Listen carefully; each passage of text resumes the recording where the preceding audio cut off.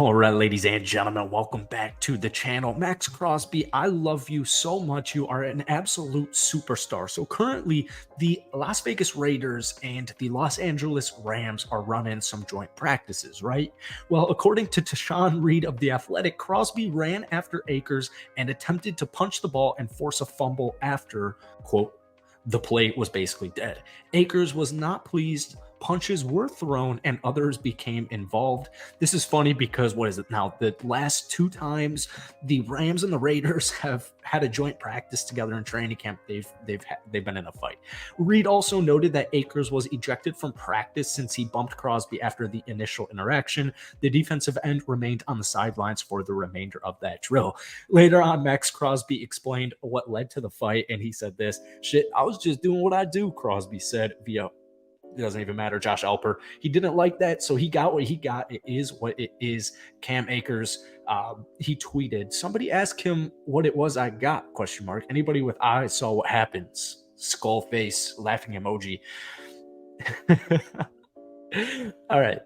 I couldn't care less who won the damn fight. I mean, come on, let's be real here. Cam Akers versus Max Crosby.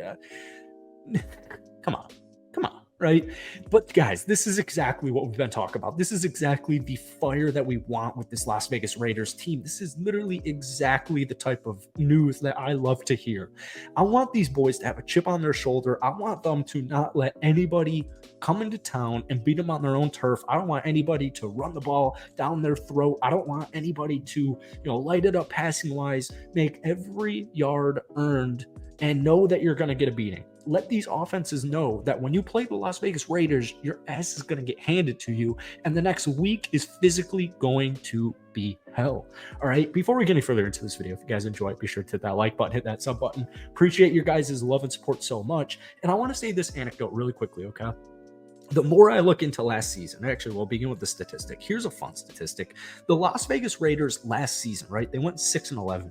The year before that, they went 10-7 and made the playoffs. If you want to take a guess, which team, 2021 or 2022, which team scored more points? All right, think about it.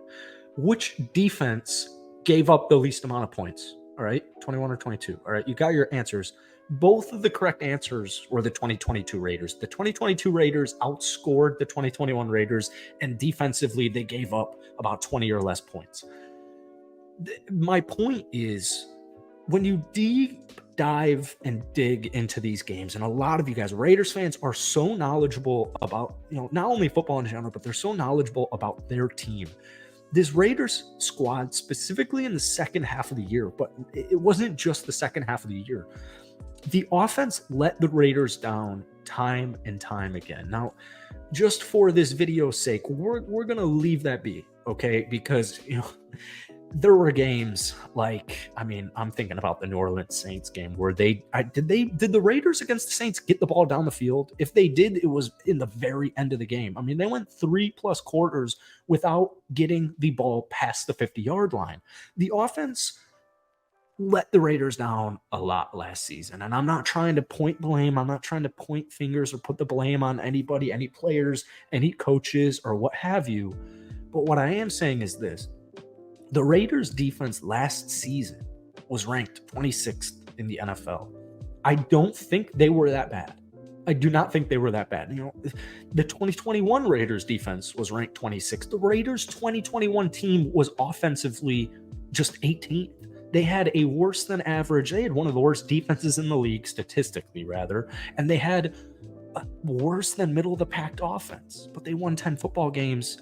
And, they only lost by 7 to Cincinnati, who ended up getting to the Super Bowl. So I'm really glad that the more that the season, or the offseason rather, has progressed, after the draft, after free agency, and then the draft, and then, mini camps, OTAs, training camp, preseason football games, whatever it is. One thing I'm really noticing is that this team just feels so much different. They feel the vibe of the squad feels a lot different than last season.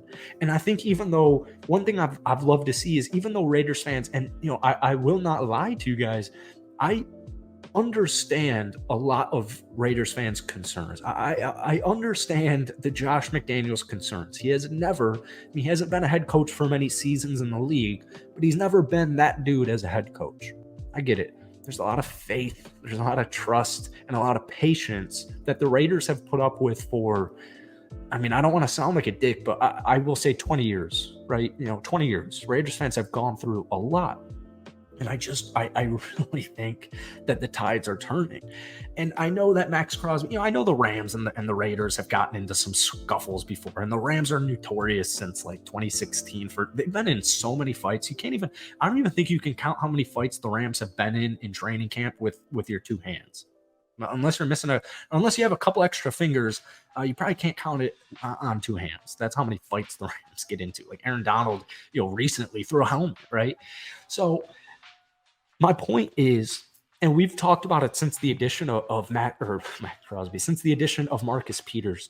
Marcus Peters is this really, really well-respected guy around the league. He's a guy who loves to hit, but he's also a ball hawk. He has a ton of career interceptions.